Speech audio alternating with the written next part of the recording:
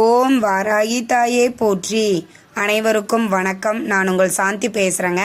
இன்றைய பதிவில் நாம் என்ன பார்க்க போகிறோம் அப்படின்னு பார்த்தீங்கன்னா, நாளை காமத ஏகாதேசி அன்று சக்தி வாய்ந்த இந்த மந்திரத்தை சொல்லுங்கள், அனைத்து விதமான செல்வங்களும் கிடைக்கும் அப்படின்னு சொல்லியிருக்கேன் இல்லைங்களா? அது என்ன மந்திரம், எப்படி சொல்லணும் அப்படிங்கிறத பற்றி தெளிவாக நம்ம இந்த பதிவில் பார்க்கலாம். அதற்கு முன்னாடி நம்ம சேனலை சப்ஸ்கிரைப் பண்ணாதவங்க சப்ஸ்கிரைப் பண்ணிக்கோங்க. பக்கத்தில் இருக்கிற பெல் ஐக்கானை கிளிக் பண்ணிக்கோங்க. அப்போ தான் நான் போடுற எந்த ஒரு வீடியோவாக இருந்தாலும் உடனே உங்களுக்கு நோட்டிஃபிகேஷனில் வரும். இப்போ பார்த்தீங்கன்னா, நாளைய தினம் வளர்பிறை வெள்ளிக்கிழமை.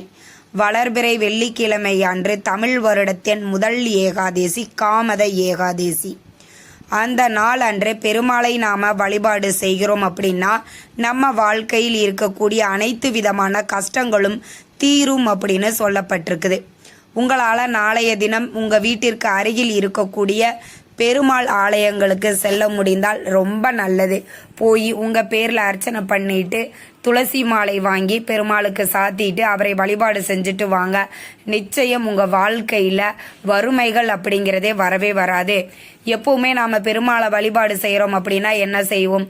நம்ம வீட்டில் செல்வம் அதிகரிப்பதற்கும் ஐஸ்வர்யங்கள் கிடைப்பதற்கும் வறுமைகள் நீங்குவதற்கும் தான் நம்ம பெருமாளை வழிபாடு செய்வோம்.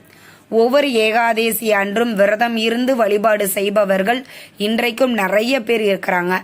ஏகாதேசி அன்று பெருமாளை நினைத்து நாம விரதம் இருந்தோம் அப்படின்னா முக்தி கிடைக்கும் அப்படின்னு சொல்லப்பட்டிருக்குது. இப்போ நம்ம வீடுகளில் எளிமையாக வழிபாடு செய்கிறீங்க அப்படின்னாலும் தாராளமாக செய்யலாம். உங்கள் வீட்டில் பெருமாள் படம் இருக்குது அப்படின்னா அதை நல்லா முழுவதுமாக சுத்தம் பண்ணிட்டு மஞ்சள் குங்குமம் வச்சுக்கோங்க. நாளைய தினம் துளசி மாலை சாற்றுவது மிக நல்லது.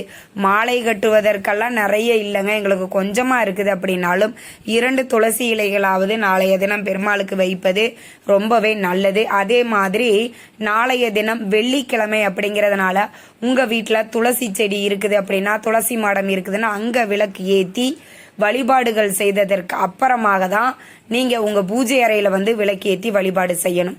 முதல்ல துளசி மாடத்துக்கு நீங்கள் விளக்கு ஏற்றி தீப தூப ஆராதனை எல்லாம் காட்டி கொஞ்சமாக பூ வச்சுக்கோங்க. அந்த செடிக்கு மஞ்சள் குங்குமம் வச்சுக்கோங்க.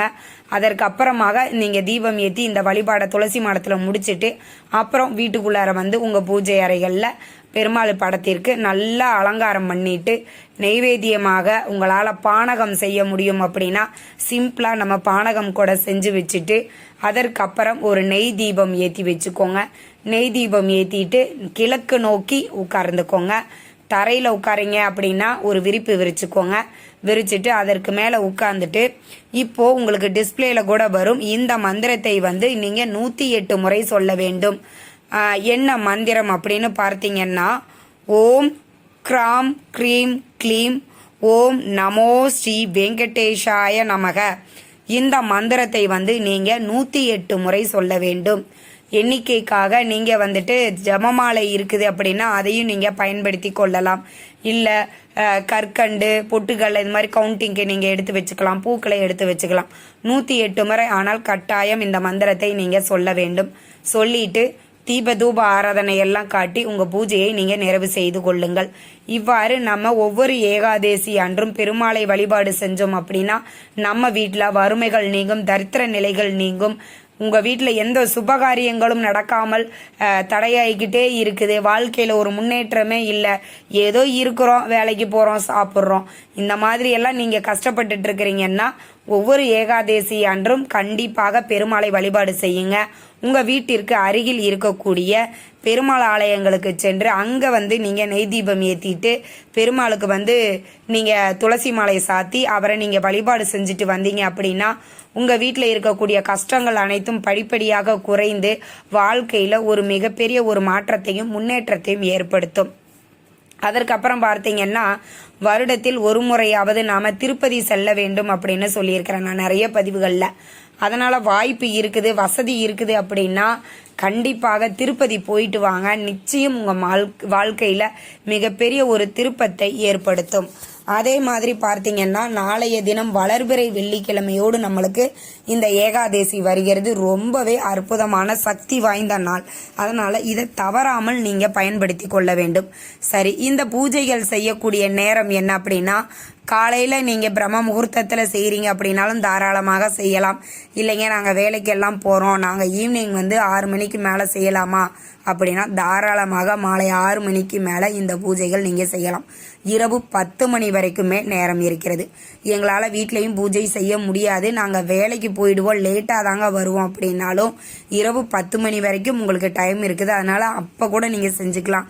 இல்லை எங்களால் பூஜைகள்லாம் செய்ய முடியாது அப்படிங்கிறவங்க நீங்கள் ஒர்க் பண்ணுற இடத்துல இருந்தேவும் இந்த மந்திரத்தை மட்டும் 108 முறை சொல்லுங்கள். மனதார பெருமாளை பிரார்த்தனை பண்ணிக்கோங்க.